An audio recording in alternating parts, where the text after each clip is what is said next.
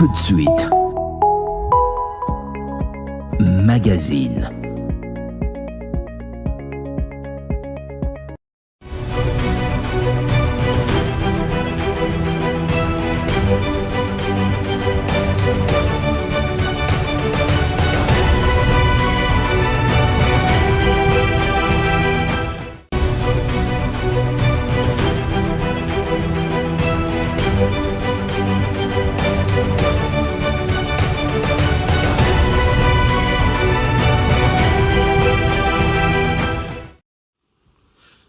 La Congo Magazine, il y a peuple rendez-vous, il y a Bana Mboka de lundi au vendredi en direct, na Congo 26 télévision, la chaîne de l'unité nationale.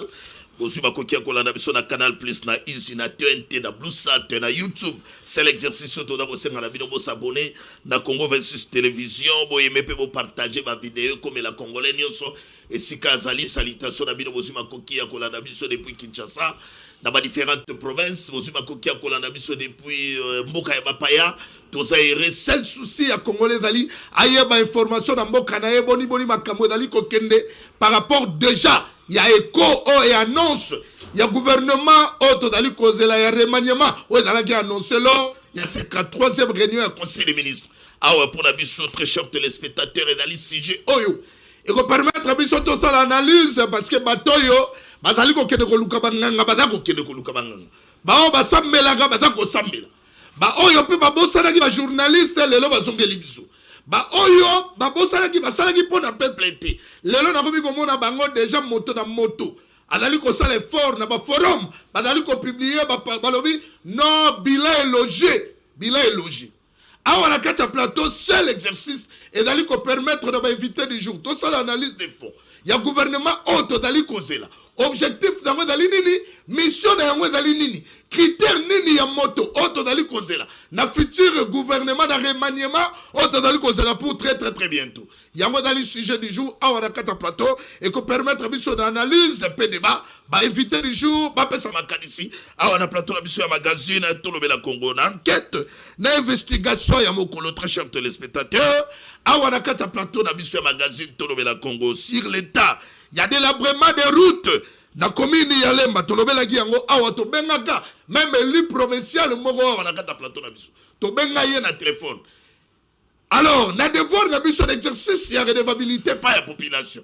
Il y a aussi la dénonciation. Appel au salaire awa na kata plateau na biso, au solo la na mwana mboka député national Norbertine Matanda. Bon, il ko aider ngai très rapidement la photo na ye parce que to doit avancer pour expliquer à téléspectateurs. Appel au Tobengara et à Wanakata plateau de Bisso, Pesa Bisso Eli ya Moamba, il y a plutôt Eli ya circonscription à Lemba. Eli a circonscription à Lemba, député provincial à Lemba, honorable Norbertine Matanda Tobengara et à Wanakata plateau de Bisso, par rapport à ma revendication, ma dénonciation à la population, par rapport à l'état de route à la Katia commune à Lemba. Tobengara et à Wandirek, il s'est rabissé que, alors là la pongité est Eli à peuple. Adali ko bundada ko sala ba effort pendant ko komela ko sala ba effort ya ko déranger exécutif provincial exécutif national pour que ba trouver solution par rapport à l'état de délabrement ya ba route na commune ya Lemba lelo to dali yore tika do informer na ba téléspectateurs que communiquer il y a cabinet ya gouverneur et il y a ville province ya Kinshasa sur la fermeture pendant 3 semaines il y a route bypass au niveau ya arrêt sous région pour bétonnage. Cette mesure vise à garantir la qualité des travaux tout en rassurant la sécurité des usagers et du personnel mobilisé. Alors, nous devons profiter à un plateau de mission magazine. Tolobela Congo pour informer nos téléspectateurs que ma mesure, il y a fluidité, il y a trafic, il y a itinéraire, il y a déviation, il y a pesi. Et zali kolukoko, si on dali koya vers bypass, on va rapidement direction à Elengesa. Pour que oya le caverne bypass na place au bazali ko sala bétonnage. Déviation numéro 2. Et ça le ko soit université à partir de rond-point ngaba. À partir de rond-point ngaba aux universités. Pour éviter kutana na embouteillage na ba travaux ko soit 2 semaines.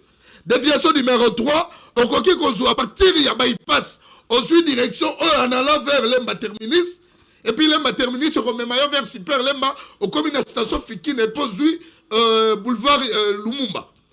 Tu dois informer les téléspectateurs par rapport à mes travaux dans le Salema. Et puis, déviation numéro 4, et je le crois que soit Kiimbi, aux yeux entre ma tête. Mais Eli Alemba, Moussa les silité, donc on exhorter on continue davantage parce que route oyo et bimi vers bypass et que terminus soit que hôtel vraiment dans un état de la vraiment les plus avancés.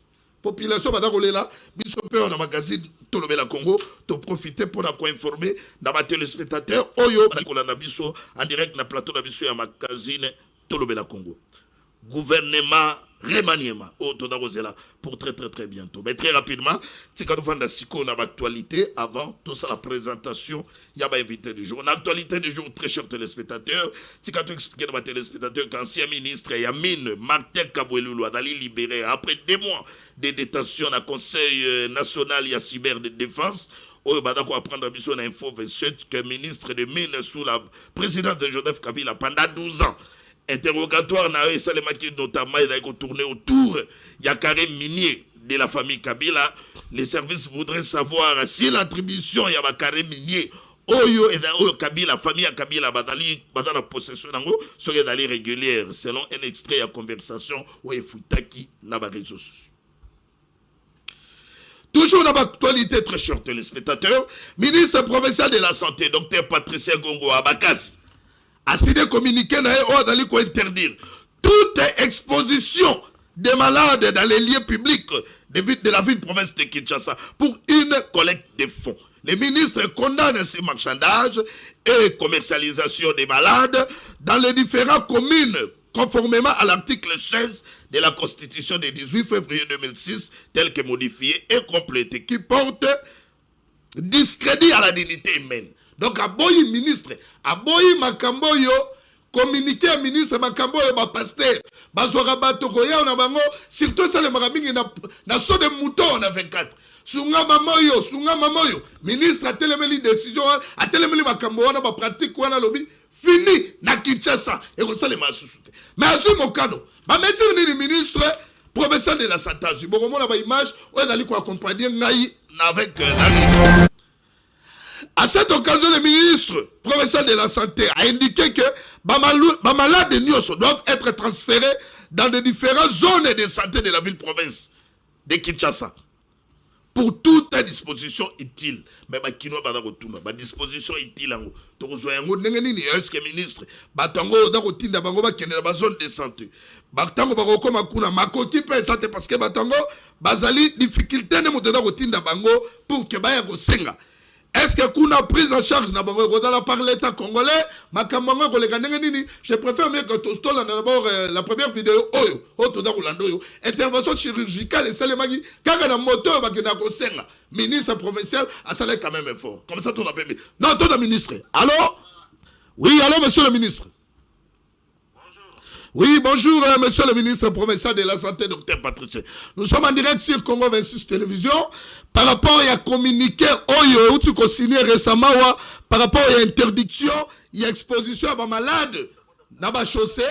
Il y a de profiter de Bengayo pour tous quand même, ma disposition utile Oyo Tini Bango dans ma zone de santé. Et vous savez, les parce que ma malade ou ana, bazana ma coquille, et on va les pas un peuple. Décision aujourd'hui et la décision ya konyo kola bango te ezali décision ya kosala ke bazala traité dignement parce que na babalabalo bazala exposé na makambo belé mutu aza malade déjà boye isu bo exposé na moi en plus ya malade azala ngo pasi moi isu se bandi kobeta ye sans pourtant azwa soin po ba malade moko par exemple la personne exemple moko améloblastome par exemple autre so bandi ko opérer au moment où Kezali, pour la opération, on arrive à 2000 à 3000 $. Et si on a table exposé, Moutouana, Babandi Kosenga Mbongo, à cause de 3000 $ et Koka, et cause de combien de temps? Il y a un biso tolobi boy. Ou les à cause de la exposé pour Batouana, comme ici, on va commerce, to check quand moko ya traitement. Na cas de traitement, c'est ok, na division affaires sociales à côté, il y a Boussi Diano, à côté à Gambela. Au moment où tu as déjà quand et puis Namoko, la opération, on a opéré déjà plus de 5 bateaux au fêlé. Ton lobby va dans la zone de santé na bango na nini. Parce que dans la zone de santé, on peut identifier bango pe on la kisa bango cas de traitement to sur place. To check le traitement kaka wana te, to check quand le traitement à côté à l'hôpital de la Rive. Et ça ka munene traitement pe ya ya ofele. Donc bandeko ba comprendre que ezali ba décision ya konyokola bango te, mais ezali ba décision ya kosala ke baza dignité na bango ezala respecté, parce que exposer malade ezali contre même la loi et puis contre la mers quoi. Ministre provincial de la santé, Motuna Moko Lisusu, allô? Allô, oui. Oui, Motuna Esuke Dali, ministre provincial de la santé. Souvent, bateau, malade, badali ko exposé bango, na ba chaussée wana. Mingi badali abandonné na ba hôpital public de l'État. Soki to lobito pese exemple, mingi badako uta na mama yemo. Omona kuna parce que azangi makoki par rapport ya kana ye, yango wana tali moyen pas soigner ezate na hôpital ya l'État, na yeko bimana balabala. Siko bato yo badana hôpital à l'État badako apona ko senga masungi. Ba ko sala nini? Kana bango zone de santé ekozwa ekoza prise en charge na mongo koleka. Hôpital public de l'État côté on ko loba nini mona mboka.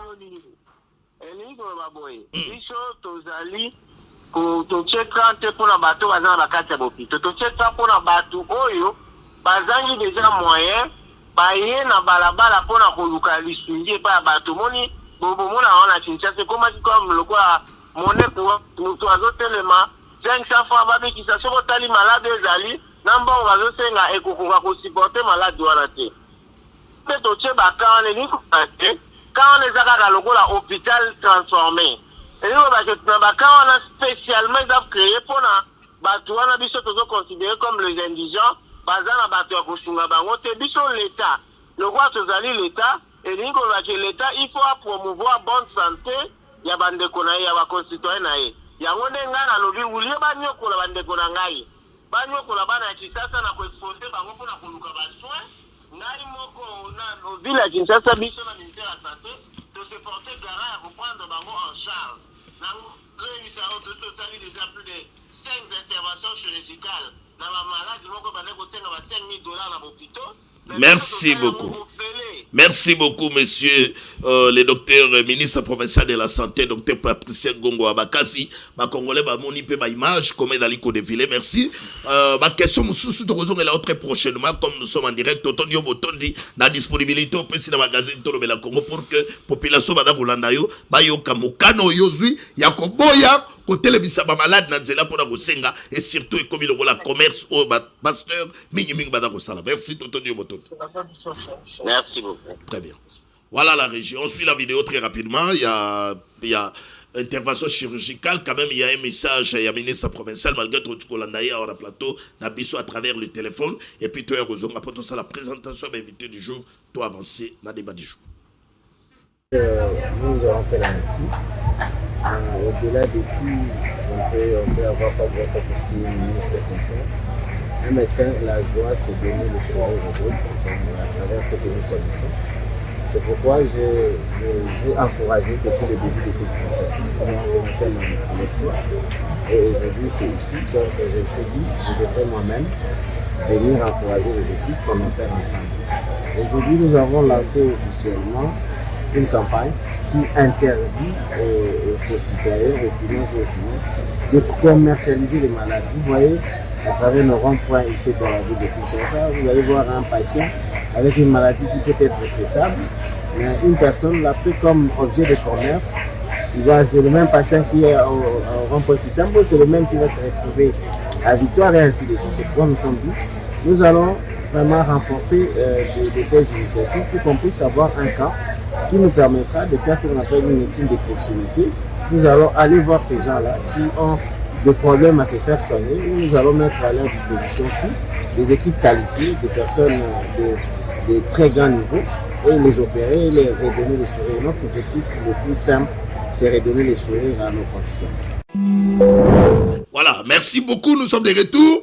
Analyse débat sur l'annonce du remaniement par le chef de l'État Félix Antoine Tshisekedi lors de la 53e réunion et à conseil des ministres, sauf imprévu, le gouvernement soumis nous 2 entendu pour cette semaine dans un contexte particulier. Sur un contexte notamment un contexte côté politique, où il y a accord de Washington et de Oahu, tout dans la évolution, dans le progrès dans le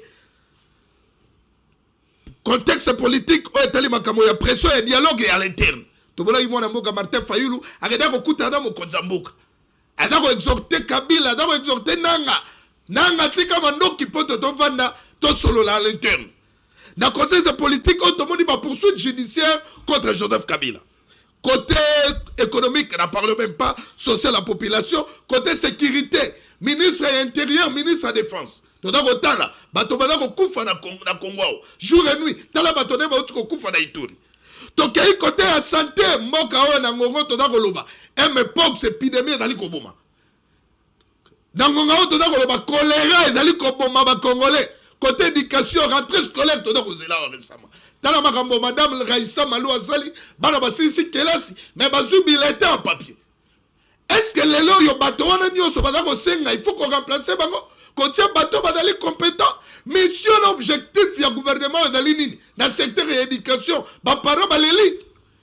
Est-ce qu'il faut qu'on t'a là, madame Raïssa Malou, on l'a dit que non, madame Raïssa, yo côté na yo boy tomoni, les lois sali, au salité pour le peuple. Nenga na landaki récemment on a moni même na niveau IDPS bango moko badako loba balobi ba ministre mususu lelo yo ba moni bazali vraiment ba action na bango dako penser pour le compte de la population. Union sacrée bango moko soko kaikuna odako mona boye mwa sumwa moto tension na landaki même le pasteur Mukuna Aseka tout le monde a déploré malgré la famille politique à mon Konzamboka te madame a déploré mon Konzamboka hier à Komika à Philadelphie. Est-ce que dans Philadelphie on a et c'est parce que mon Konzamboka à un moment il est fatigué de l'Union sacrée. Est-ce que mon Konzamboka n'est-ce pas qu'il est fatigué de l'IDPS? Zori c'est là il y a Bakonga ou Anana Reisamalo. Parce que tout le monde a la carte à plateau d'Abisso naïté mais na plateau d'Abisso. À combien de fois les communicateurs demandent le retour et Willy Bakonga? Dans le secteur éducation, parce que parcours exemplaire, parcours naïe, à travailler, oh là là là là, à travailler pour le compte de la population. Est-ce que les lois, au regard, il y a un gouvernement, on est par rapport à remaniement, il est annoncé par les chefs de l'État. On ne peut pas voir les retours, il y a Willy Bakonga dans le secteur de l'éducation. Mission, objectif, il y a un gouvernement. Est-ce que n'est-ce pas que Raïssa Malou a zappé dans ma mission objectif? Oh, il y a mon Konzamboka qui est dans le secteur de l'éducation. Qui est bateau dans le retour, il y a Willy Bakonga. Très bien, très cher téléspectateur. Tout le monde a débat du jour. Dans le sujet, il y a remaniement, il y a gouvernement, mission objectif. Critère pour le moment, le gouvernement. La taille, il y a gouvernement. Est-ce qu'il ne faut pas réduire? Est-ce qu'il ne faut pas maintenir en gros? Il y a manque d'inclusivité au sein de l'Union sacrée d'Adaouka, attaque. Bango na bango badako betana IDPS bango na bango. Teko kene makamu ya résultat concret. Il y a chaque membre du gouvernement. Est-ce que les lois d'abadaki efficace, badaki inefficace? Ah, on a quatre plateaux na biso et qu'on permettre biso tout ça la débat du jour et puis mutuna mususu badako tuna ya suka est-ce que Martin Fayulu a kokota na gouvernement to a kokota na gouvernement. Voilà donc il bossa na ngote avec quatre invités du jour très chers téléspectateurs. Tout dans mon amboka Gilles Mbouyi pour les comptes à Union Sacrée, tout dans mon amboka Chéribe Kapinda pour les comptes à Union Sacrée, tout dans mon amboka Braille Mouya Yassede pour les comptes à Union Sacrée et celle opposant mon amboka Serge Taboukou. Quatre invités du jour, débat de qualité, on va analyser. On suit la première vidéo, réaction à la population par rapport à sortie à gouvernement, remaniement, on doit poser la pour très bien. Est-ce qu'on peut avancer déjà? Très bien. Donc, on a Gilles Mbouyi, première prise à parole, on avance rapidement. Très heureux à Royambayo, on a attention, ma camarade remaniement, ils allaient annoncer tension et l'équipe, il y a la première prise à parole. Merci Mopandi Sango, merci na pesi ba co-débatteur na biso autre partager na bango plateau kitoko ya lelo ba salutation na ngai na pesi pe ba kongomani nyonso mbote na pesi ba technicien nyonso ba kola o ba ko sala ki ba kongomani ba mona biso na ba ndako na bango na pesi bango ba mbote pe ebele mais oti kolobelo komoko a malamu tension ezala kati ya union sacrée na famille politique. On vient d'annoncer déjà le remaniement. On a vraiment utiliser l'expression de remaniement. Moi, j'appelle ça juste un aménagement technique. Parce que ce qui est sur la première ministre, Tikali, Mama Judith est toujours là. Mais je pense que Namaele, il y a Papa Fachi, on va essayer un peu. Il y a Kota d'une manière très rationnelle. Kota la banani, oyo basalaki musala malamu. Et puis banani, oyo bameke kosala musala malamu te bazala nanu moi libanda. Parce que dans une année, on peut déjà évaluer les actions d'un ministre. Donc, ce n'est que normal. Mais, papa Yves, on a dit que biso tozana kati ya famille ya parti politique moko. Tozana eloko moko oyo kwa honorer papa Ekolo te. Otukolo beloko moko malamwa. Que M ça peut arriver que papa Ekolo azala sous la confiance. Ya bato ba kozana kati ya ba famille politique te. Ba kozala sous la confiance. Ya makambo ko le kalakati ya ba union sacrée te. Ya ngomoni que tata Ekolo peut-être a commis na eti na niveau. Ya ko luka batuna en fait na niveau ya Philadelphie. Mais eza analyse moko très rationnelle et approfondie. Pour nani? Pour biso la kati ya ba famille politique. Ba nungana ezali or que za biloko ko honorer ezo ko honorer bisote. Na monaki même amisi bakutano ayawa. Tshela biso na do photo ya madame la ministre des affaires foncières Akassa Banubolo. Na moni asali ba frappe ba attaquer ya lobi que inefficacité na niveau ya gouvernement ya madame Akassa Banubolo ou dali ministre des affaires foncières pour le compte à IDPS. Amisi Makutano adali cadre ya IDPS. Na lobi boye papa Mopanzi Sango. Moni eza biloko moko ekosala soni na kati ya famille ya IDPS. Omoni Amis Makutano aza PCA au Jefrem, en même temps député national, président de la Ligue des jeunes ya IDPS. Donc c'est-à-dire Amis Makutano et Mama Akassia bango nyonso baza na kati ya famille politique moko. Baza bana yandaku. Mais comment on peut comprendre, on peut expliquer que lui étant que au cadre ya parti politique ya IDPS se permet à quoi attaquer Mama Akassia ou à kosala musala na ye malamu ou à sala musala na ye malamu avec ba diffamation moko très grave. Donnez-moi Akassia avec propos moko très grave ou ye étant que au cadre ya parti à admettre. Comment papa Amisi il parvient de dire il n'est même pas au courant, papa journaliste, il a arrêté Oya Kolobela que Mama Akassia opona ye aebika kake apekisa bakataka mapangu ya 10 mètres. Ça c'est la honte de la République. Tant oza au cadre ya parti. Tant oza mutoyo oza président ya ligue ya jeunesse, ya kata parti, okoki ko se permettre te soko za ignorant eloko, on le kana etando eke oloba eloko oyo za na affirmation na ngote. Na rappeler ba kongomani boy. Arrêtez ya koloba wana. Il n'a même pas lu. L'arrêté s'était signé le 20 février 2025. Oh, Mama Akassa a interdit ça. Oh, un morcellement anarchique. Un morcellement moko oyo. A kenama ko fixé na ya 15 sur 20 mètres pour comme morceler parcelle. Mais comment lui, au cadre d'un parti politique, même famille que Mama Akassia, il parle de 10 mètres. Donc, eza biloko moko ya Sony et biloko moko ya Likuta. Donc, au moni na kati ya IDPS. Na minute oyo, il y a des choses qui se passent. Tu vois la dame na ide personne l'autre combien de ministres oh bazana kati ya famille IDPS oh ba bima na kati ya famille IDPS oh so ba ko tanga ba nani ba semsa malam o komona ke Mama Akassia elle est parmi. Donc c'est un patrimoine de l'IDPS à protéger. Mais comment y est Amisi Makutano au cadre ya parti il peut se permettre d'attaquer Mama Akassia qui fait correctement son travail. Elle fait la fierté de l'IDPS. Pourquoi? Parce que ton balelo, ba ministre ni na IDPS o basali musala malam. On peut jamais tant comme Mama Akassia c'est pratiquement impossible. Yango moni ba comportement wana et ko permet traiter IDPS et évoluer. Donc papa Amisi il n'a qu'à s'occuper à l'Ogefrem. À l'Ogefrem na lobby boye. Na lobby à l'Ogefrem il y a trop de problèmes qui doit se concentrer pour gérer parce qu'il est PCA là-bas. Donc il peut pas venir attaquer les médias. Mama Akassia qui fait la fierté de la République, la fierté de l'IDPS et bah pour nous soit qu'on réalise ou y a réalisé. Na quatre ministère affaires foncières. Donc Amisi Makutano lobby à Kosi PCA à Kosi et puis qu'on aurait été. Donc tu recadrer bah Kongomani pour leur dire que ils ont un cas comme bah chantage politique. Parce que en fait ça, moi en fait là où moi j'ai réfléchi parce que ça fait mal.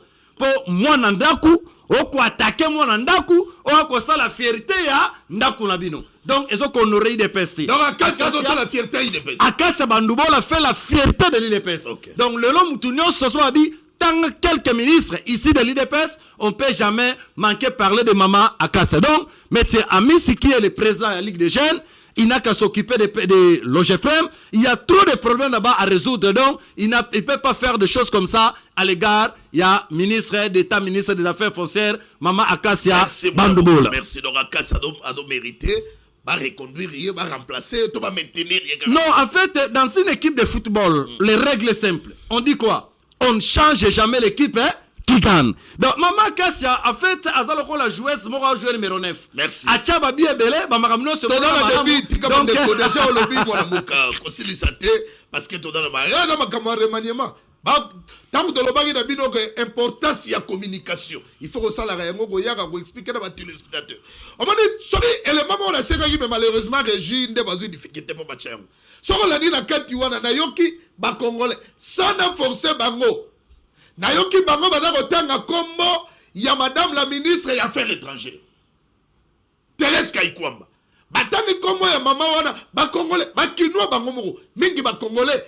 Batangi kombo ya Thérèse Kaikwamba. Balobi mama oyo, asali mosala na ye, asali, et mona na miso abano.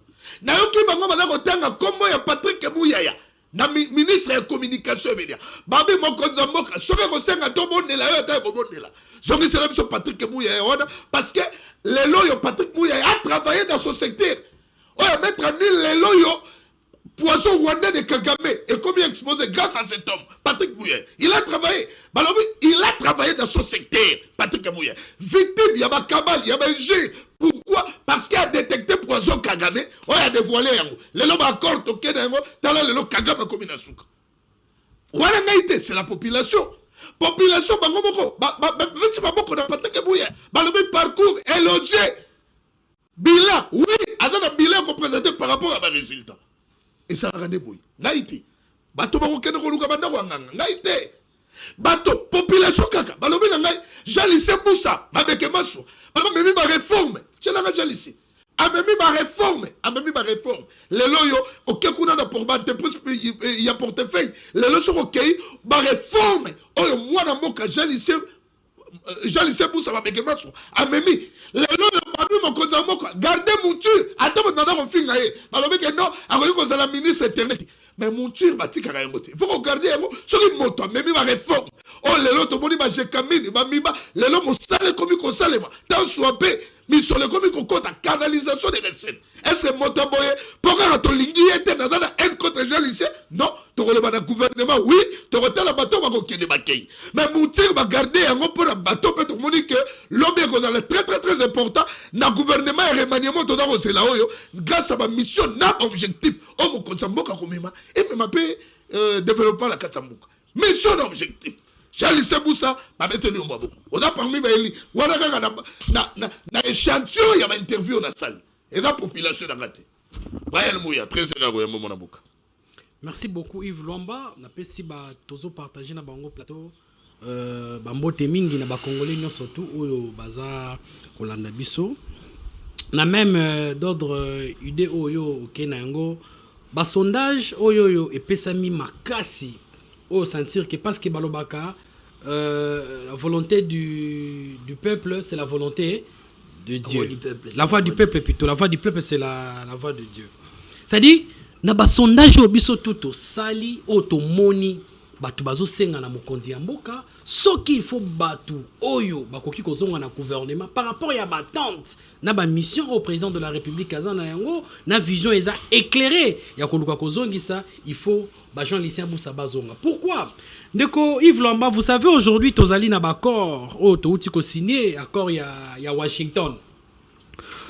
Vous savez, na babiloko mingi esengi na accord wana que le président de la République alingi ko échoué té. Le président de la République alingi ke bisoto teka Congo na sens moko ezala normal parce que tous partenariat na ba États-Unis aux la partenariat sur gouvernance et tout.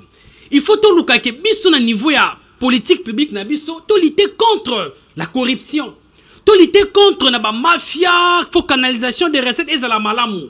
Et yango monique na mission des Jean-Lucien Boussa avec ce qu'il est en train de faire ezali eloko moko ya malamu Jean-Lucien Boussa azali acteur moko majeur pour l'accompagnement de la politique publique du président de la République aujourd'hui. Mais ils ont fait ça moi pas si aujourd'hui na bateau balingi comme na Congo na sens moko normalité. Et puis surtout comment les gens bakoki ko sopa ba communicateurs et les journalistes pour baluka ba déstabiliser ba institution va déstabiliser le président de la République. Parce qu'ils savent que le président de la République n'a mission au Yazanango, ce qui a meki kaka ko recruter Batouné à Malamu Azana Bango, puis Batouazo lutter contre corruption, il a un ministère à portefeuille avec peu de mois au Tiko Sala. Mais il fallait mona, ça dit moula yaba réforme. Parce que le portefeuille, c'est un ministère beaucoup plus technique. Il faut un ministre courageux, un ministre qui a de l'intelligence, ou azali na courage ya koluka ko porter ba réforme ou ya porter parce que ezala ki moi risque ko yo kuti système moko ezala ki déjà ma B ça dit façon ba nomination ya ba DG lui au moins il a proposé à ce que il faut tout bandra makambu ya ba recrutement ya ba DG et excellence Jean-Lucien Boussa à côté si même la proposition le rôle inter de marché marché inter entreprise oui qu'on permettre que la compétitivité ezala entre les marchés to mobiliser mbongo ya malonga. Je vous donne un exemple. Tout ça le roi na ba société sur le roi na ba Sonas aujourd'hui. Les lots ceux qui ba entreprise publique qui surtout bazui balobik bazui décision lobi non, il faut biso tout futaka assurance na biso na Sonas. On est pas que na refout on a ba structure ezara privée et qu'on permettre que Sonas a augmenté chiffre d'affaires d'ailleurs et qu'on permettre à ce que ni makamamala mwekozala bozi bablo le rôle Kobil aujourd'hui les lots grâce à Jean-Lucien Boussa Kobil a commis ko lancer ba produit na emoko merci ça dit que bablo on se tue à l'état tout son carburant na Kobil et qu'on permettre que Kobil a recouvert terre aux abloko merci mais aujourd'hui ça fait très mal de voir que Jean-Lucien Boussa zali kaka victime par rapport à la politique à la réforme oye apporter na portefeuille et chose grave, dans tout on lui reproche. Aux hommes, on a moutou, même dans les communicateurs, oh, on va recruter, dans les journalistes. Personne n'a capacité à coloba que Jean-Lucien Boussa, pendant qu'il a pris ses ministères, Azali n'a capacité à ça les locaux boétés. On est surtout non, à Oumeli. Mais on a connu des ministres aujourd'hui. Azala 13 ans comme gouverneur. Namboka Otoyebi. Aujourd'hui, il a fait 7 ans comme ministre.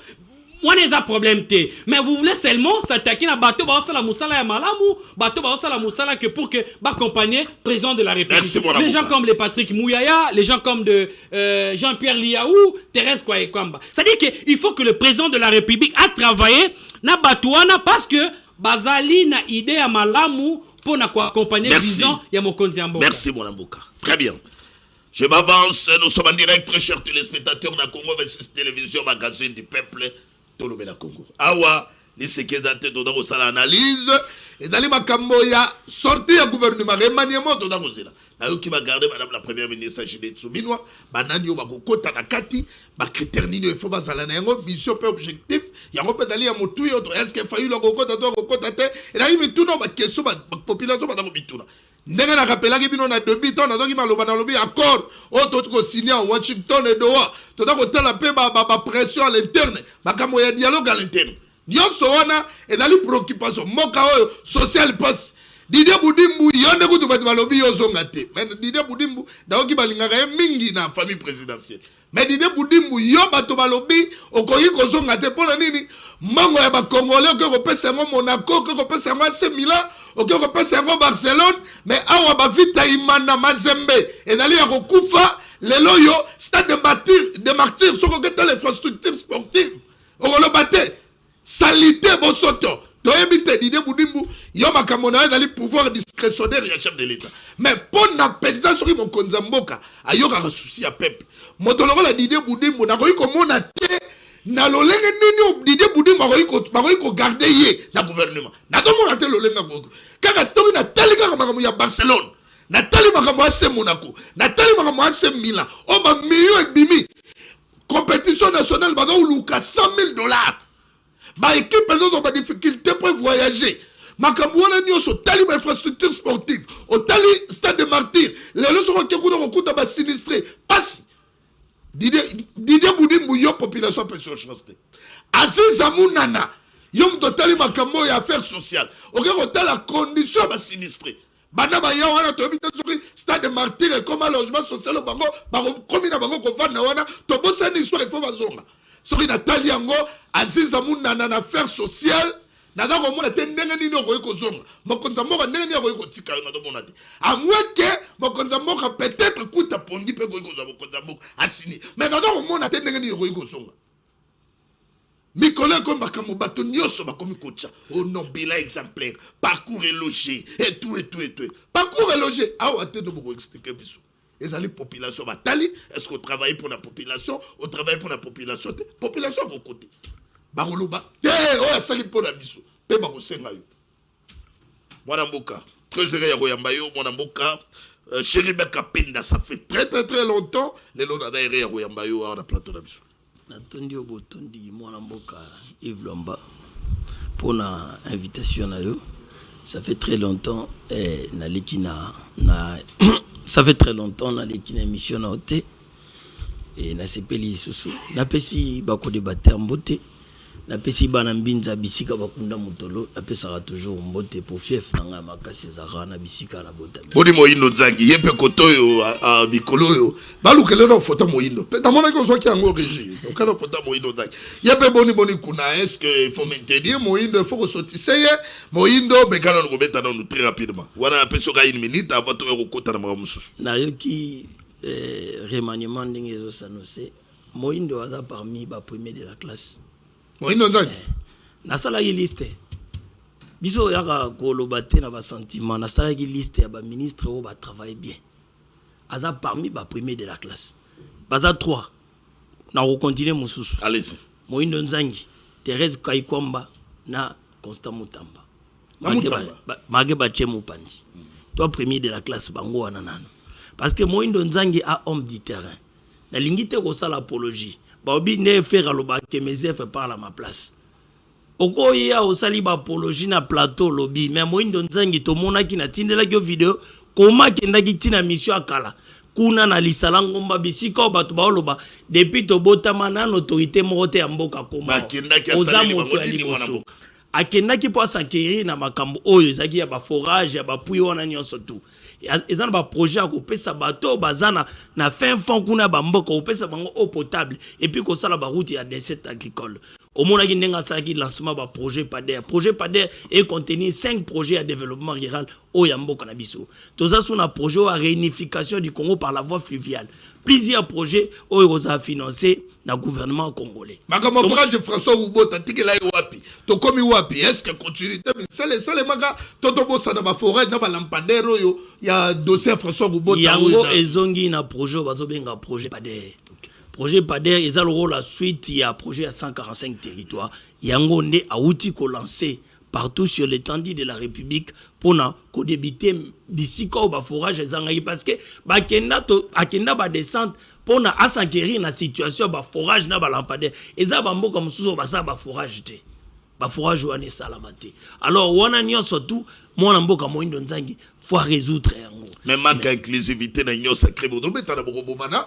Gouvernement il faut pas quitter ça to ba maintenir kaka Taïwan ndeko do kotala ngai pona en tant que congolais gouvernement faut pas quitter ça comme maintenir taille ezalo la bozo kabola kaka pona bato bazo ayepeka Yves pas zoate mais maintenir na bakotika na bakolongola mboka ba gérera kango bongote mboka ba gérera ngo bongote parce que lobi tango ozalate tout le monde a stade de marti pona na sala ngo mobututi.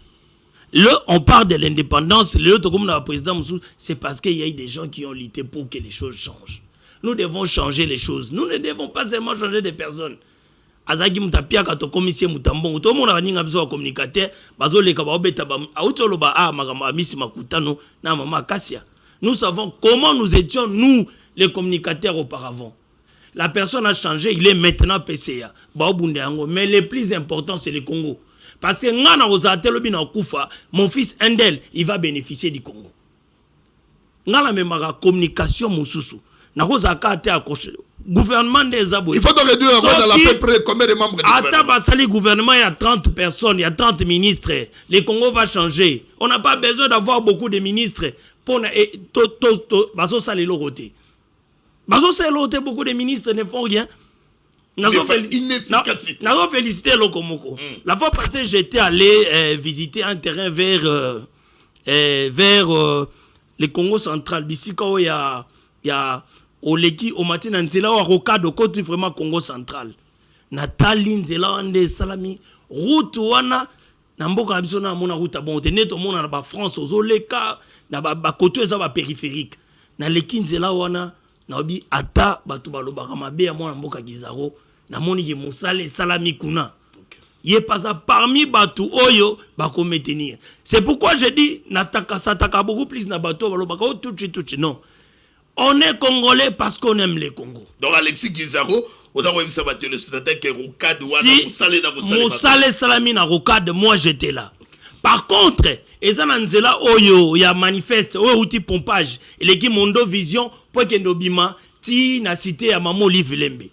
Nzela on a projoine banagi depuis l'époque à Kabila. Mais salama telelo bato manifeste babengi ngai bobi jeibe yoza molobi alukunga lobe la biso pona nzelo po be rozio sala et sala ku nememe banda ko belé mais ils ont payé bientôt la saison de pluie kozonga banda ku ekokende lisusu parce que ba fongola kana takte menzela et salemate ba ope ba ko sala na série ya biso ya union sacrée ba sali ko banda pompage ba komi même pas l'église à Don Bosco ba katinzela wana et pourtant nzela il fallait continuer bimatina cité Mamo Livelembe kuna.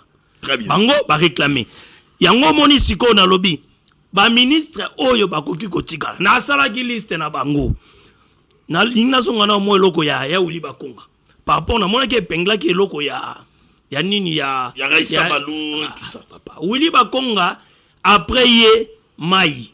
Mutu mo ta travailler plus que même mutu anda ko combattre uli bakonga Tony Moi bata wazaki député. Il a asali tende uli bakonga. Nicolas na moni ya zongeli Bakonga sensibiliser pour na vulgariser pour encore. Bakonga a mené l'innovation dans l'enseignement primaire et secondaire. À côté si soto kena sur le plan éducationnel na réforme. Alors on est toza otanga yoza na Congo otanga Charlemagne. Okenene wap. Azon c'est d'humilier et nos royaumes. Soro Longwana a même édit télévision. Il a travaillé na temps où il y a confinement. Bana banda qui est classité.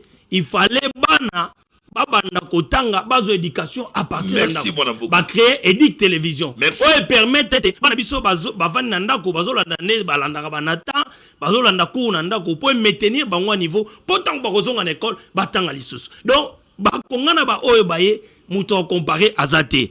Nazongi susu na Patrick Mouyaya na mona ko lobela kié nazo boulate na mona rapete. Allez-y rapide. Mais c'est quelqu'un qui a innové parce que Patrick Mouyaya lelo accord sami na doa sur le plan communicationnel au mona ke ba sali manuel o permettre ba congolais baye ba quand même accord wana nini loba makikuna nini signama kikuna par rapport ya ba prédécesseur na ye ba o balega ki liboso na ye ils n'ont pas fait ça. Alexis est assez expert en communication. Alors, na bato bako maintenir na otanga, moindo nzengi butondo parce que toyebike yé azam homme du terrain. Le Congo n'a pas besoin, ya bato amaele aza besoin bato à proximité. Bato bakitakan. Merci bon. Omoni Patricia Gombo. Et loko uto sala. Na kosenga tata mokonzi. Lolo sa remaniement. Innovation o ya memi wana parce que il est jeune. Bavi on a Mikolo Oaza ministre de santé. O docteur Roger Kamba. Ayebanité a reçu idée au Patricia Sali. Ayebanité na Congo soto bimia wa to chemiko tout ministre de santé ba ebiete. Parce qu'on s'est démarqué te papa. Et loko Patricia Sali wana. Nazo senga na tata mokonzi ekolo. A nommé ba jeune bon ba ministre de santé. Merci. Et qu'on permettre ba qu'on est à créer sur tout l'étendue de la République. Merci sa liste na ngai. Na liste na ngai na zana liaou. Bato bako reconduire naza moindo nzangi mama on a fonction publique mama Kaikwamba Wagner oui na ebisaka basi ya TikTok ba fi ya TikTok botika kobina modèle ye wana bolanda mama wana Kaikwamba Thérèse Kaikwamba une femme battante yeko tabibi la première sabato baloba ye kaka ye mama travaille mama Kaikwamba passeport et poser problème mais elle a travaillé passeport et poser problème té faut y ba procédure papa. Parce que pour vous poser problème, au cas où nayo numéro d'identification fiscale, au cas où vous avez BCDC, bakotine de la yo bisiko okendo sa nini capture nayo. Après batine le message à bisiko okendo et poser problème. Nasilisa, natangi moindo nzangi butondo. Maman Wagner Kaikwamba, Constant Moutamba, Babo Sanete, il a amené des réformes dans la justice. Et ça problème était, on est acharnement, n'allez à mon été. Akasia, na moni a régularisé Makambu Yako. Il y a morcellement à parcelle. Il a bien fait parce que comment on te canatinel. Merci mon ami. Il y a mouké. Nassil ça. Nassil ça dossier à Boudimbu. Nassil ça Boudimbu. S'il te plaît. Nassil ça Boudimbu. On rigole les 5 minutes. Il y a Manoubate parce qu'il faut tout appeler de Gozom. Mais là, il y a problème. Mon abouka. Pasteur Serge Taboko. Mon émout n'a pas loué Kanaya. Mais au moins, Batang ne peut pas doucement battre la maman Bazawate. Batoyo. Soko Tali na miso. Tali Moussala. La secteur na yo le vidéo. Mais côté na yo d'abord il y a le bosso to pesi ombote na okangi na mona ki événement monene wuti ko sala na mona ki même présence il y a secrétaire général Devos Kitoko il a décidé à kitaki kuna tire les terrains on pesi biso d'abord les contenus à grand message au véhicule et ça qui wapi précisément et puis tu ko kota sko na makambo ya gouvernement ou pour tout na bien fait ma question pour to mona ki Félix Antoine Tshisekedi ba kutanaki na mona boka Martin Fayou. Est-ce que quand de la patrie, le lot de comment on a bien dans le gouvernement, quand ça n'est pas compréhension na bino parce que bino ko betaki masulo ya dialogue à l'interne. Le lot de comment kende na makambo ya sorti à gouvernement. Est-ce que bodo ko tala ngo ndenge nini? À vous mon abuka. Merci ndeko Yves pour na mutuna et puis surtout ya liboso d'abord pour l'invitation. On a apprécié d'abord Zambé merci pour permettre la bonne souveraineté na keto ko asukozala et surtout ko renouveler ba énergie encore et pas la biso pour que tous en makasi à côté de ma pe ko ba na koloba pamba te belé pe bazuta muso opportunité on a te na pesi pe ba ko débattre mbote la kanisi mote manangami pe bande ko ba liko nyokwama en particulier na partie orientale awa na côté ouest sika ba mobondo bazali la semaine cette semaine je crois que c'est ça même à niveau maluku il y a encore des dégâts de tueries vraiment ils allaient passer sans oublier sécurité urbaine baso côté la battre bandako. Donc c'est pas si tous que baté gengre modèle à mboka boy mais ba congolais bazolanda biso na bakino en partie ba kozala juste été sorte ba ko sepelate na déséquilibre ya émission rose elanga bato ino sakemi sa tonga moko ça dit quoi ko enseklenga ko tata balé chenga moko donc liba question to lobi ine di tangana kozala 15 minutes ba ko donc pasteur Serge d'abord ba za ko se compléter. Alors on a yesiko je crois mukolo to ya yenga ile kaki biso lokwa to sala politique te kaka pona biso moko politique ndete ko na kilasi liba mayele ya kokamba population to ya kokamba cité to yoka kolela la population nde bande ko babenga ki biso il y a ce qu'on appelle les amis de Serge Taboko na ngambo ya Kimbatse qui précisément na quartier Bikuku avant koma kota papa kizenga moni bisika biso to kenda voilà alors ndeko soko ke ikuna mon étant bandé Bazolo Bawa, Abouy Batanga Bacha, Allemagne et tout ça. Bon, ce qui est vrai, le Congo, ce n'est pas un pays à vase clos. Bien sûr, il faut que ça, ce qu'on appelle l'analyse comparée des systèmes en théorie de comparaison pour la pourquoi on va avancer, pourquoi on va avancer. C'est-à-dire que tant que les grands bassins dans Bamboka Moussé ont péché tes mains, que bon, ça n'a pas valeur d'abino, de précision et angoine.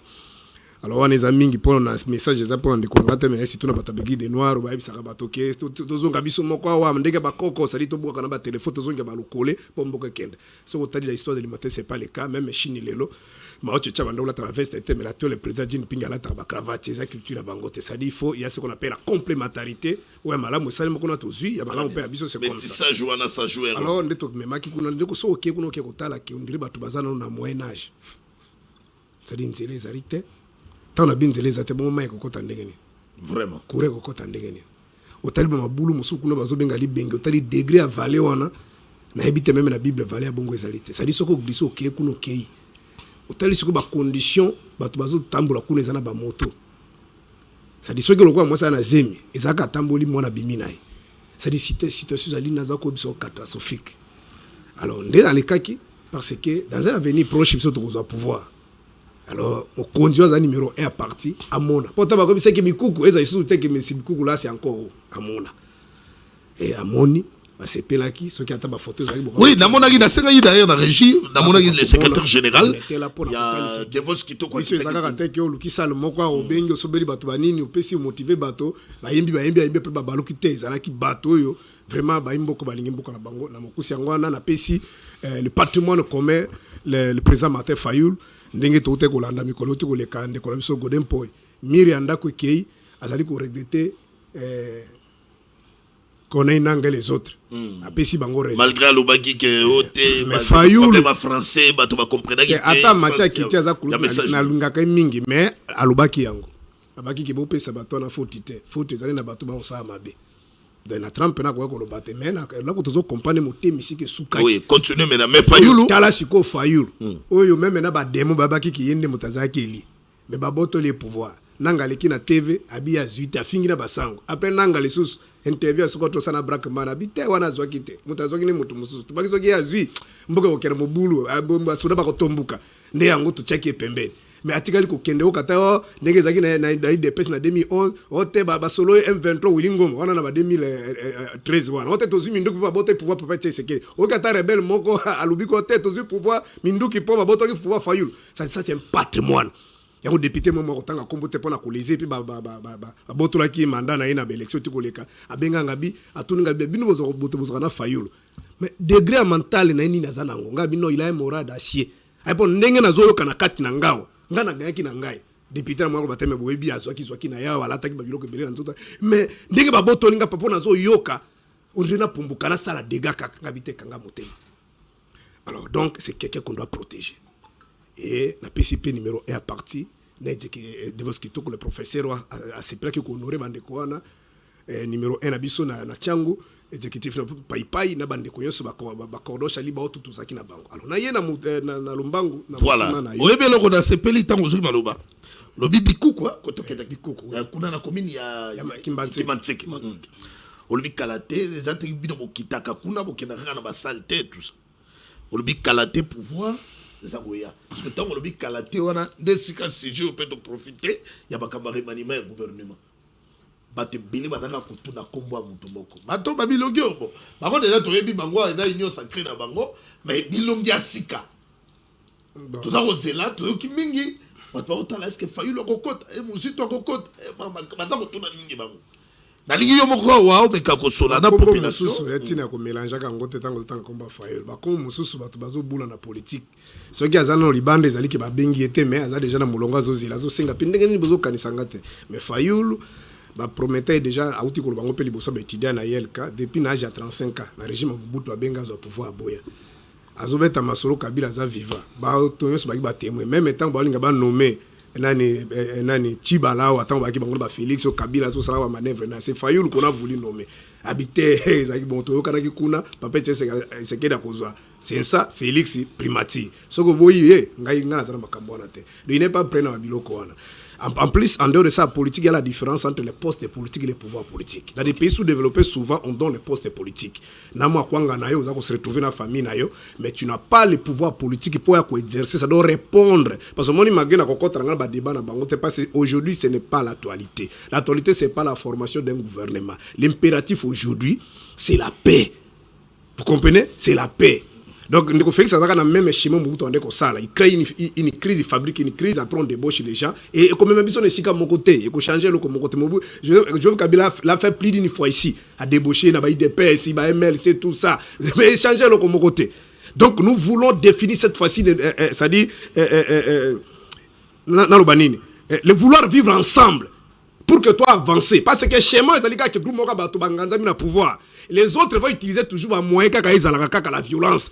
Ça va prendre tout le temps, ça va prendre. Mais il finira toujours à partir. On peut pas s'organiser. Et le Congo, il y a un niveau que Rwanda a pouvoir na basali coup d'état na bango génocide rwandais en 94. 2 ans seulement. Ba ko envoyer un grand territoire parce que régime Mobutu déjà va faire 80 depuis 90. Bazaki suna réfléchir pour la Congo té ou na Zaïté. Il réfléchissait comment on va maintenir le système.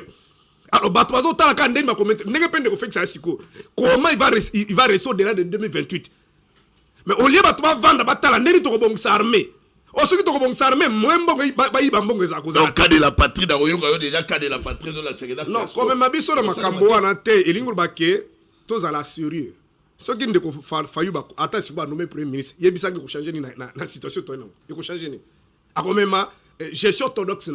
Okokuta na résistance ba miyibi nyonso bazalia o bato basi basala ba réseau na bango andore ça ozana dernier seignanti to kolobani tu vas changer quoi? Vous comprenez? Et nous mateke biso to boy pouvoir on fait la politique pour to gérer mboka biso position biso za ki clair c'est que Tokeito Sololi, avec toutes les parties, Fayulu l'a demandé depuis 2019. À l'époque, là, de Kabila, na Félix, il dit, bah, les hommes, Matezo Kita. À ce cas, écoute, à Tchola, il bosse à micro, de Kono, Christelle Oussakoun. En 2019, tant que tu as une réforme consensuelle. Ce n'est pas avec Félix direct, mais avec tout le monde. Parce qu'on savait que tu as comment. Tu as dit que soit tu as des schémas, soit tu as Félix Andimi Azala, un président marionnette, va manipuler des bandits qui ont Kabila, un président de la République qui a inauguré l'infrastructure publique. Il y a résidé des gens qui ont Premier ministre Lunkamba, Naba ministre Nyonso, Bakena Bango Tingakati Bazako fêté le Bosso Kabila, commissaire local, Dieu créateur. J'ai subi des humiliations. Soit tu as un schéma en 2023, Kabila a récupéré le pouvoir parce qu'on ne pouvait pas imaginer que Félix, entre guillemets, peuple appelle ça qui est mandat. Mais on dit que c'est moins de 32 députés. Donc, toutes les institutions de Kabila. Alors, soit des hypothèses qui a renversé Don. Nesaki ba mosengo les autres ambongo ale kana TV5 pour que senga ba congolais to sangana to déstabiliser Kabila parce que c'est selon bango à l'époque Félix a la volonté de construire les pays Milan les mains liées.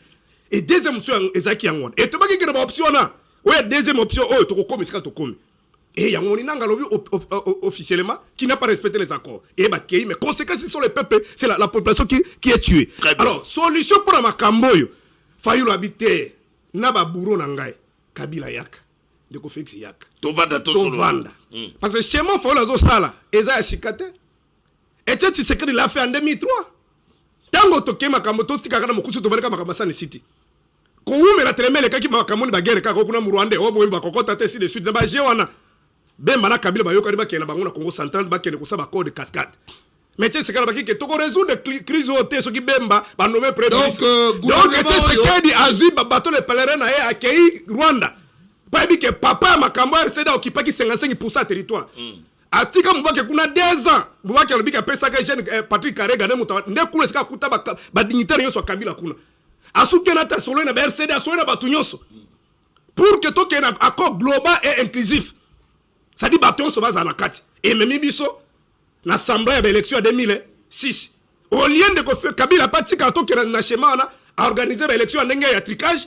Omoni ba publier ba restaurant na kata chat de combat igo tanza ba innocent bango ba kufa bana mike ni font ba kufa to en 2011 on les ba respecter volonté à peuple to mona libitre ngoy mulu ndazo promettre candidat mususu abi okolela muno kamboka papa tse sekele pale la muno kamboka to en 2018 coup to de grave depuis Congo banda omona ba fulo Fayulu asala na monde mokile zo bango tilelo mais na nko ba vani na nko ba décider ba bité yo ko gagner té. Biso moko to récupérer. C'est chose qui peut sa gouvernement. So qui le loyo bébé pas magie. Ata gouvernement ngwe bimi kanga ka data lelo. Ça va rien changer. OK. Parce que avantage de ko Félix na ba we ba zaki ngwe ngwe ko sala wapi. Nous avons nos minéraux, ndenge ba l'évacuer option. Ba kenda échange ba pesa une grande puissance a même la biso kimia soit stratégie zaki soit ba ko benga Kagame ba menacer et retirer ba tournoi parce que ce sont les Américains.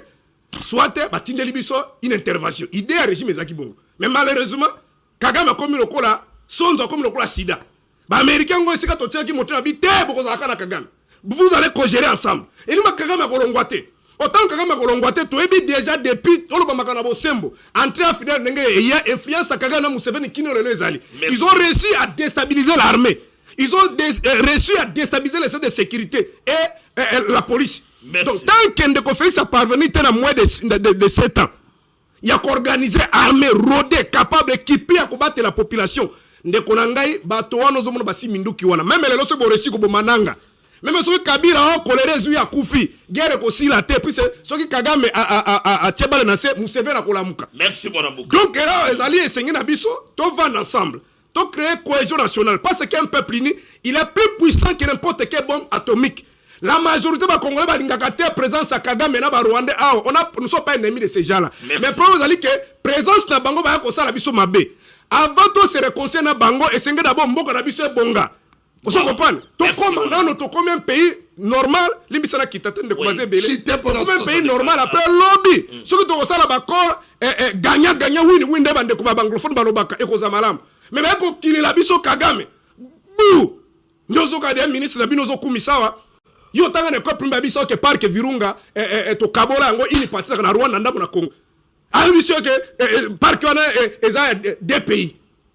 non solo pour la signer la mutu ya ba congolais lokola to ko sala congestion selon accord to signer na Washington na point 6 ezo senga accord bilatéral donc ba Rwanda loko ba koya na mabele na biso to ko gérer na bango ba ressources na biso voilà et loko elingi ko talisa ke alors pona ko sukisa schéma ba wazo kenda wana oh bango pona bango Kabila te nanga te mais ndeko fixe mo ko lobaki ke Kabila nde pare na bango est-ce Kabila na Museveni pardon Kagame na Museveni ba kopesa bango chance wana déjà zo ka bazo conditionner kuna ke to longola service ba bengi ni système défensif na biso soki kaka ba FDL balungu FDL wana zali na carte d'identité rwandaise te carte d'identité congolaise te bazaka na ba carte d'électeur congolais bon yebisanga to longola bango no ndengeli baza pe wapi merci pasteur donc tozo comme sa situation tellement floue voilà un peu position na biso soki ke to kenda ki na dialogue oyo un dialogue inclusif piloté par des pères spirituels et que à l'issue de Félix Atikala wana to kanike bakaboli ba responsabilité même gouvernement moko ata 20 personnes et tant que bato bakotika mindogo ndenge zakina 2003 Fayoul et les autres nous serons dedans mais babiloko ki auto écarté tout ça Kabila l'a fait anoma badi bala donc bala échanger le côté Fayoul avec toute la lutte qu'il a fait ce n'est pas quelqu'un azwa mongo ko ba politicien belo moni bazali tu peux pas me citer des politiciens on va réussir vina bango qui Fayoul qui azwa mongo na musala sala pe atonga avant à côté la politique donc il n'est pas en politique pour chercher de l'emploi ou l'argent voilà merci OK koto to pasteur vraiment tatikela genta na parce que fallait que misala dans yo nakangi makamu misato lobi ya liboso lobi gouvernement yo eko changer dans le côté yami bala lobeli mboka na biso dans un problème il y a unité et pas lobeli makamu yo Félix Antoine Tshisekedi dans le dans situation floue oyo eko kotsa mboka na biso surtout na ba accord to signé et longo moko malungu ko zala te photo solo là bato nyonso bavandi et à ce moment là Martin Fayoul a ko dans la prière ko servir mboka na donc si ko ba congolais boza ko landa bo calculer Martin Fayoul te na makambo na makambo bo calculer te ndeko toke rapidement et ko changer mboka te makambo est-ce que mission na objectif ya gouvernement ou ndani papa Yves omonitango adepte ya esida lobanga na koseka parce qu'à un certain moment je me suis rendu compte que c'est comme si na eside faut pas activer une école politique ba enseigner philosophie politique avec un langage politique parce que tous en un contexte oyo maintenant moi je me rends compte que ba adepte nyonso eside discours politique na moi c'est comme si on cadrer na discours politique ya Martin Fayoul. C'est comme si le président Fayoul ou Martin a déjà évolué politiquement à travers ses langages communicationnels. Mais bah, adepte, c'est comme si bah, toujours nostalgique. On dit que quand on analyse Nyons au pasteur à lobby, il est trop dans les méli-mélo et puis il est trop dans la nostalgie. C'est-à-dire quoi? Faut yeba ou ça la analyse rationnelle. Gouvernement oyokoya. Et ça gouvernement oyoza ici à la base il y a dialogue autocausé là. Et ça n'a pas qui au début tozana aménagement en fait aménager gaga moi batu et ça n'a profité de toute la question de curiosité et dans gouvernement union nationale non et ça gouvernement union nationale bon quand on a la salle consultation tout le monde a beranda dans salle abadi consultation na carte baloba qui envie ya repese ko bimisa la biso gouvernement union nationale sikoyo o to bane ko zela wana yangoyo to wana to zela papa Yves za yangote. Parce que jusqu'au preuve du contraire, tous en a processus pour parler dans le dialogue. Au moment où à Koloba Awake, Makambuya accord. Vous devez savoir que tous en a processus, il y a diplomatie pour régler problème moko ya makase ya katrambo kalabiso. J'ai aimé il a parlé de l'unité nationale. Tous en a besoin d'ango. Mais notre gouvernement nyonso au monde, après une année, on doit faire une évaluation. Et après une évaluation, bako ça la remandement. Et remandement ya gouvernement to kozela oyo et ça ici na dialogue était to kozela. Donc c'est-à-dire que ça ici na dialogue parce que jusqu'au preuve du contraire processus de dialogue est continuer. Ba moupe baza ko sala baza na processus ba pour parler e koya. Mais oyo ça kaka uniquement gouvernement oyo koya ba ko ménager batala nani wasali malamu atikala nani wasali malamu sala changer le pourquoi à un certain moment toi tu es responsable tu es patron de votre émission Et à un certain moment, tu es censé régulièrement de faire l'évaluation, non? Oui. Pour savoir que, na point où est marché, tu n'as pas la salabo. Donc, tu as un processus où on a aménager gouvernement. Donc, dialogue est cohérent. Mais, et l'on commence à la passe. Tu as classé ma Congo. Allez-y rapidement. Papa, il y a non, à Kolobake, Fachi a un processus, Yemoko a créé crise, et à la base, il y a crise ouana, pour Amekempe, Kobomamoto, Atika la pouvoir. Non. Je tiens à te former, monsieur. Fachi, c'est un démocrate. C'est un homme d'État qui doit respecter l'engagement politique. Donc, ça n'a rien à voir avec votre idéologie que Fachi a créé la crise. Où? Comment il peut nous démontrer? Crise Nine Oyo Fachi a créé. Merci, autour des questions. Dans le voilà, encore répondre à eux. Parce que attaque. On a deuxième prise de parole. Action, réaction, on a dit que Yoba, qui si tu as beaucoup, tu serais pas né. Ok. Yo côté d'auto, qu'est-ce que Bango Batoto, Tchaki Motema. Voilà, il faut dans la claire. Bah, Congolais, Tchaki Motema, bah, on a quand même une nouvelle figure. Le rôle est la mouka, bongo, to moni bande ko la mouka, bah, continue le gouvernement, et donc, ça, le rôle là, espoir, moi, la population. Bon, maintenant, bango babi, bola mabolia makamnabino bagoyate, rien ne va changer. Oh, Dieu soit Félix, adaro mema bato, d'accord, flou na flou. Chance d'y tout le ça na remaniement. De Yves Luamba, il faut tout comprendre avant de côté mambo ya remaniement. Allez-y. Nangi d'abord na longola moi babiloko yo na okipa kulutu nanga pasteur Taboka uti koloba. Eza penza malamu te, il faut que ba congolais ba ko yeba. Ba ko comprendre la vérité sur l'accord de Washington. Mais je sais pas, apparemment Kulutu Taboko, apparemment il n'est pas informé ou outillé sur les questions de l'État ou carrément sur les questions de la politique internationale. Il a évoqué une question pour dire que Bomona Wapi, Parc Nabiso, Virunga et Sengito Kogere Angona Rwanda. De Yves Luamba, moi j'ai l'accord ici. Natikali komona esika mokote na ebite soki aza na accord mosusu. Na point 6, natikali komona te place balobi que non congestion à Parc Virunga. Dans l'accord, on a bien précisé qu'il faut qu'il y ait une gestion des parcs nationaux. C'est-à-dire qu'on parle de parcs nationaux, c'est en pluriel. Et Zali parc ya Rwanda, na parc na biso. Parce que tozali en tout moment, tozala na conflit entre le Rwanda. Des fois, banyama na biso bakota na parc na bango, ya bango pe bakota na parc na biso. Et to funda na pe déjà. Il faut maintenant qu'on luka, qu'on trace ce problème wana. Vous voyez, c'est-à-dire bah se référer même na conférence de Chicago. Ils sont même référés la conférence des Motokobe, c'est-à-dire Motokobai, c'est-à-dire l'accord de Saint-Bay de 1900, si je ne m'abuse pas, 66, quelque chose comme ça. Où ils ont plutôt sur la politique, sur le droit international, sur les espaces. Vous voyez, c'est-à-dire que lorsqu'il y a des frontières qui est naturelles, il faut que les pays wana base la congestion moko ensemble. Je donne un exemple. Voilà. Quand il y a Bissona, Congo, Brazza, tous un fleuve.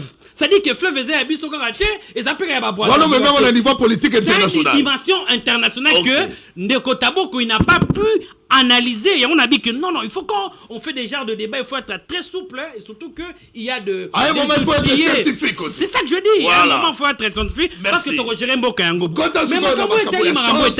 il y a chance, il y a gouvernement. Il faut d'abord comprendre les objectifs et missions il y a gouvernement.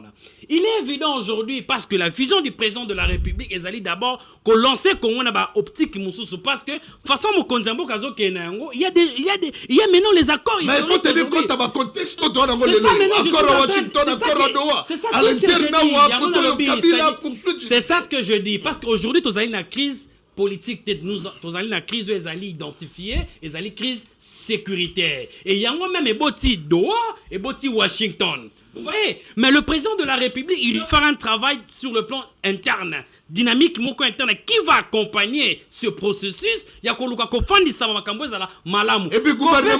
c'est comme ça que je dis, ça, vision moko ya malamu, n'a pas partenaire au tongi tozwa. Il y a un tobi qui est accord Ezali à Washington aujourd'hui. Il y a un siko tobi bwe. Ici, moi, j'ai parlé ici des gens lycéens. Bat mamoni on le rôle à miracle. Non! C'est-à-dire que, na kombo tozan yango lelo yo. Il faut avoir de personnes basées na rigueur. Il y a Moussala, bateau bako lutter contre corruption ezalate. Yo monite moi na mboka busa tanga zu portefeuille. Vous avez senti même badege bazobanga koiba parce que on sent la rigueur bazobanga na simabusa ezali Félix. C'est ça!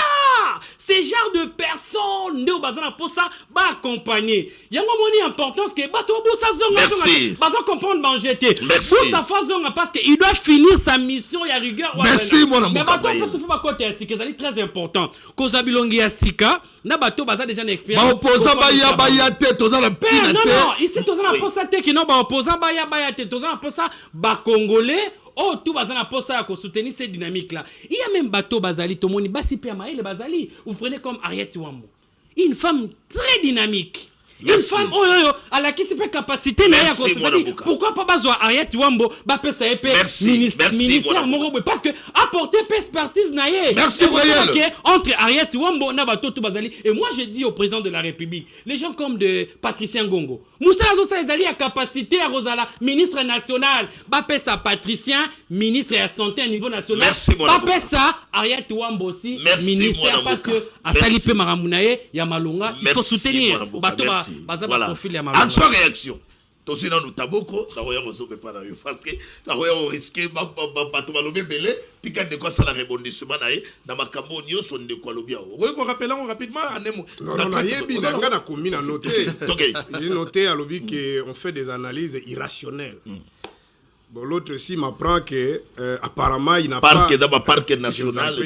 Il n'est pas informé. Bon, ce que je vais vous demander humblement, quand vous passez dans des plateaux, il faut être humble. Il ne faut pas avoir la prétention d'avoir le monopole de la connaissance. Être humble. Même si tu es intelligent, soyez humble. Alors, on a rappelé, en plus, nous, la jeunesse, Ndeko Félix, les vidéos existent. Il a fait une réunion avec les siens, c'est-à-dire bateau union sacré. Il a vendu Sibinoa, calamité gouvernement Zako Bima, mais tout ça, la ouverture, la bande de Koubazan opposition va ça aller. Bakota. Aloba yango mokilumbe yokake. Bon, peut-être basuka na babalabala. Serge Tabo que vous voyez là, je suis dans le bureau national. C'est-à-dire là où il faut réfléchir. Na bantichambre moi je suis là. Yozana na bapembeni kuna unaka babwa kona cabinet. Non. Na ndiko expliquer au bout. Mais les discours ne marchent pas. Ça aussi, c'est non, les discours ne marchent pas avec le même discours. Il a la parole. Il a dit. Non. Vous l'avez outil corrigé par rapport à ça. Quand vous dites ça, vous êtes arrogant. Ouais, mais ça, on doit aussi vous aider. Comme ça. Mais notez quand je parle, quand il parlait là, moi je c'est un homme comme tout le monde. Justement, comme tout le monde. Écoutez, moi, dans mon cachet, peu importe, non, de quoi c'est donc, quand vous venez dans des plateaux dire que des analyses irrationnelles, vous dites qu'il n'est pas informé. C'est pas propre. Mais on vous a laissé le temps de parler. J'ai dit ceci. Tous les initiés sérieux en politique savent que Félix a besoin de débaucher les gens par-ci, par-là, notamment il veut travailler avec Fayoulou. Ce qui va éviter, c'est les problèmes. Vous comprenez? Alors, tant que vous aujourd'hui les Congolais veulent avoir un gouvernement. Justement, les Congolais, ils passent ici, vous avez l'impression que non, c'est pas important. Le problème, c'est que surtout les noms de gouvernements sont que ça, on peut remanier, ils parlent des choses, peut-être, ils parlent. Bon. Moi, je ne suis pas dans ces histoires. Maintenant, ne pas de Konangai, Brian, je le dis ici. Au moment où quand même, dans l'appartement international, on dit le fleuve Congo. Cela ne veut pas dire que Congo et Brazza, tout ça, Bango, est côte à côte. Mais pourquoi on ne dit pas que le fleuve là, c'est le fleuve entre le Congo et RDC et le Congo et Brazza? Mais pourquoi on dit que le fleuve, c'est le fleuve qui appartient à la République du Congo? C'est parce que Batali, source, c'est pas un fleuve Bandi, ça n'a rien à voir avec la République du Congo en face. Tu es au Bango, quelque part. C'est comme ça on dit que le fleuve Congo. Maintenant, par rapport à ma propos à Mouyaya, tant que ça, le point de presse, les vidéos existent. Alors, nous avons des ressources communes. Notamment, il a parlé de premier parc et il a promis un lac. Où on doit exploiter des gaz, déjà, on va exploiter. Pour peut-être là, on peut même à un moment de l'autre tolérer. Mais tu sais, sur le Cameroun, il y a parc. Quand il dit qu'il y a une partie, c'est pas dans Bango, une partie, c'est pas. Moi, il a dit ça à la télévision. Il y a même, lorsqu'il y a des désordres chez nous ici, Nimon Abisso, espèce de râle, Bazo se retrouve dans Rwanda. Il a dit ça à la télévision. Mais moi, le problème, c'est que, par exemple, que lorsque ces gens-là viennent faire des désordres dans notre pays, nos gorilles, ainsi de suite, fouillent peut-être, n'est-ce pas, dans Rwanda. C'est connu aujourd'hui, Rwanda, un boom économique, dans tourisme, dans fond Abisso. Et ce sont comprendre. C'est connu tout le monde. Mais dire que par que on a tout partagé, on a Rwandais. C'est là où les Congolais veulent comprendre. Et ça, l'école primaire nous a appris que les parcs de Virunga, tout partagé, on a Rwandais. Il partait, ça va Rwanda, il partait à Abisso. Il a voulu insinuer quoi? C'est là où moi j'étais. Alors toi tu m'amènes. D'abord la Constitution dit que les sols, les sous-sols, l'espace aérien, tout ça appartient à la République démocratique du Congo. Mais il faut dans l'espace où soit vous partagez océan, moko, fleuve, moko.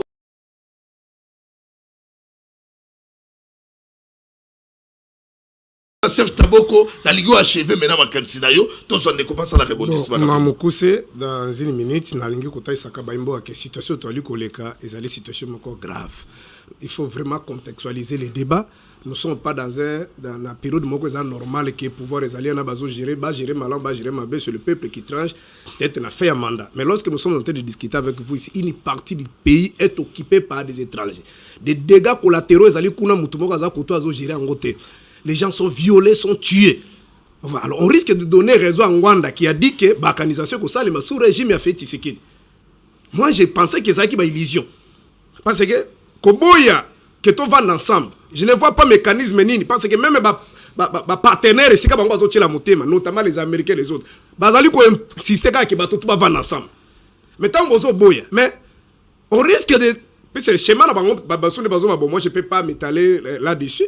Qui est de faire ça, qui est de 2027. Comme dans plein mandat d'ailleurs. Il y a un moment même pour Tilo Maleka qui peut bande kono, je crois même dans les médias. Ah oui, ça y est, au quatrième mandat. Mandat fait bande. C'est-à-dire, au lieu de réfléchir, c'est-à-dire, les distances à Congo, va te réfléchir à distance à régime. Alors, les dangers à l'unité, comme la situation en 2016, c'est-à-dire, tout le monde qui monte dans une mauvaise volonté de Félix. Ou azo tala pouvoir pour l'intérêt. Nous avons des pouvoirs de l'engue à couper sa billano. N'a pas si la population. Alors, bateau tout va risquer ça la bloc. N'a pas démon, n'a pas ange, va s'engager ensemble. Pour nous faire. Je ne peux pas imaginer que Ndeko Félix a l'iro azo kende. Ndeko sakana kana basango azo konyokola kaba pasteur ndeko azo salabo. Imaginez bloc yo se sangani. N'a pas toi Kabila, n'a pas basi Minduki, n'a pas Fallu, n'a pas Katumbi, tout le monde est là. N'a pas église face naïe. Je ne pense pas qu'il va s'en sortir. Mais là, vous avez banganini.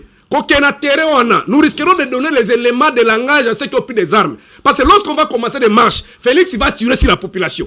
Et ça va donner les éléments de langage aux autres. C'est pas que nous sommes faibles. Donc c'est les solutions. Les solutions, et d'abord, ça sera même un bouffée d'oxygène pour ceux qui imaginent avec Fayoulou, de Katumbe et les autres. Même dans la négociation avec des rebelles, à cause de la position des forces. Merci. Parce que la réduit. Mais imaginez lorsqu'il cherche toujours à écarter les autres. Mais il donne les éléments pour sur l'endroit des rebelles que Kabila va concéder. Au moment où tout le monde sait que c'est pas seulement Félix, donner un rapport à la nation, il y a un espère à la nation de Bimaki, il y a un nom de Kabila cité là-bas. Oui. On ne peut pas voiler la face. Donc, et Kabila a géré. Il a l'argent. Il a les hommes plus de 18 ans. Vous croyez que la meilleure façon qu'on écarte Kabila dans le jeu politique, il faut merci il y a un processus transparent parce qu'il sera d'abord bloqué par la Constitution. Dans le gouvernement, et dans un processus transparent, les candidats de Kabila sera détruit, soit sera rayé par la population. Merci. Ces gens-là vont utiliser la force, ils vont utiliser la violence au moment où le gouvernement n'a pas toutes les mallettes possibles pour battre la population, il y a qu'on récupérer. Non, nous sommes en train de regretter ça. Quand je parle ici, je parle en plairant. Les autres voient peut-être des positionnements qui se trouver. Mais ceux qui sont de l'autre côté, depuis Nabunaga, ils sont 4 manières. Est-ce que ça sort de quoi bien? Merci, mon Ambouka. Merci. Donc, le gouvernement a retrouvé solution. Il faut changer l'autre côté parce que pardon, dans 30 secondes. C'est bien sûr, il y a ce qu'on appelle un aspect, il y a redevabilité sur le plan des résultats personnels et alliés dans la gestion d'un ministre. Mais c'est que la gestion d'un gouvernement, c'était une gestion collégiale. Au gros, comme le ministre, ceux qui a budget, pardon, ministre, ceux qui a infrastructure. Mais ne consomme pas sur un bon côté. bapesi mbongo te yebisango osani baministre ebele bazofinga na je suis pas là-bas côté la bango même misusu no mais pas le budget ako côté sa agenda bapesi eloko te ebisi moins ezalite liquidité merci mon amboka merci voilà ebiso makambo mosusu eza ye Chéribe Kapenda répondez ce bac rapidement tozwa une minute na okindenga uta ekoloba parce que parole circulée et tout et sur moi temps ebele alobi ba congolais bazanda ko compter que Fayulu akota va compter sur Fayulu. Pas nécessairement, il va donc compter dans dialogue. Il y a lobby Fayulu d'abord. Ce que vous devez savoir. Non, non. Rappelez le lobby des Congolais. Mais Kolobate qui fait Fayulu ne monte dans la maison. Yango nazo lobate. Oye bage biso ba Congolais total la sous batute. Parce que les politiciens nous ont décidé. Congolais bataille à Nzambe, Biman et Loko wana. Fayulu Azaka Moutou, il était avec Félix à un moment donné au rassemblement, nous tous. Nous on était auprès de Pierre Lou. On était auprès de Pierre Lou. A Traïsa Bakinoa Noma a Vota Kimbuta. Oatika va salité papa. On l'avait Fayulu. Mais Félix dans la ville. Histoire de Jean-Jacques Katé. Togo Kende, comment on est Moutomala Mouté à Silika Kapé Loro la Bisso. Deuxième des choses, na lingai na ebisao, longola ka eloko yo, oza serviteur de Dieu za pasteur. So ebisaka bandimina yo. Ba père spirituel a zaraté. Bazaka père dans la foi. So ebisaka bano bandimina ba benga ko père spirituel. Longola ngo. Débat mususu. Oh papa. Nil part na Bible ba comment fils biologique ba spirituel. Alobi na lobi te. Mais tu parles des choses, tu veux père spirituel na Bible malheureusement Élisée était fils spirituel et Élie. Tu peux pas m'amener sur ce terrain là. Pasteur t'a mal enseigné. Tu ne pourras pas faire un débat là-dessus. Ce n'est pas écrit dans les Écritures. Paul appelle Timothée mes fils biologiques que j'ai engendrés. Mes fils spirituels que j'ai engendrés. Il ne faut pas aller sur ce terrain. Il a parlé de dialogue. Aucun dialogue n'a mboko et même solution à via Congolais. Aucun dialogue. Kobanda conférence nationale et souveraine jusqu'à aujourd'hui. Et même à l'autre côté, sauf qu'il y a un partage à Bagato. Et bon élection il y a 2018. Na 2006 d'abord. Dialogue nyonso na yebisi yo. Il y a une élection. Dialogue ya Saint-Sylvestre. Et même qui na keno San Cité même qui Chibala comme premier ministre. Et puis ça qui va poster notamment ma vie Jean Lucien Boussa bakota qui na babilo justement même mission d'alternance je vous dis il me contredit pas dialogue mon côté na mboko yo et puis ba dialogue mingi c'est dirigé par batata molimo ozo solution ya kana nini solution ekoyaka kate na dialogue solution ekoya na prise de conscience ya ba Congolais. Ah bon? Pourquoi un Congolais pour travailler pour le Congo, tu veux aux ça exigence? Mais au moment où vous détournez l'argent, vous êtes là, vous volez, vous détournez. Vous n'organisez pas l'argent. La police de sécurité. Les autres, quelqu'un qui aime le Congo ne peut pas conditionner Congo signifie ne pas détourner l'argent. Hermé le Congo signifie avoir une dialogue. Oui, dialogue Hermé le Congo. Vous donnez l'argent pour les autres d'aimer le pays. Au moins il y a sa charge. Ton menton là, les Congos ne vont pas changer le dialogue. Il est payé à combien? Vous volez l'argent de l'État, vous demandez aux autres d'être. Il a choisi le bon corps de la patrie. Servir son pays. Voyez les conditions de la parole. À l'époque, tu n'as pas travaillé. Il a choisi le bon corps de la patrie.